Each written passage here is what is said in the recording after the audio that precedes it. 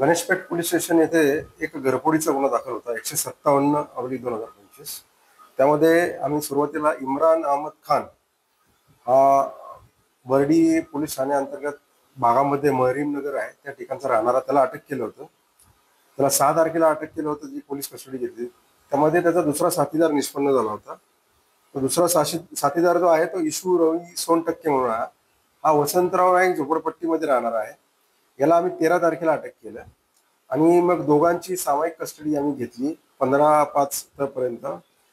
तर या आरोपींच्या तपासामध्ये या आरोपींनी ती घरफोडी तर केल्याचं उघड झालंच, त्यांनी ते कबूल केलंच.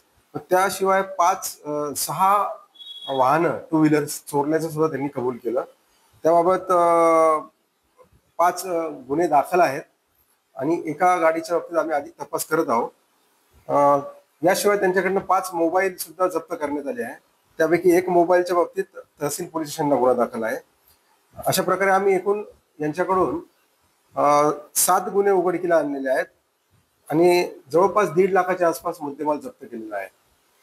यामध्ये आमचे तपास पथकाचे पोलीस उपनिरीक्षक डोईफोडे आणि इतर जो स्टाफ आहे, पवन मालखेडे असेल, ललित लोखंडे आहे, यांचा यामध्ये सहभाग आहे. याच्यामध्ये ह्या दोघांवरती पूर्वीचे गुन्हे असल्याची माहिती मिळालेली आहे. ते आम्ही व्हेरीफाय करत आहोत आणि त्याप्रमाणे त्याच्यावरती पुढील कारवाई सुद्धा आम्ही प्रतिबंधक करत आहोत.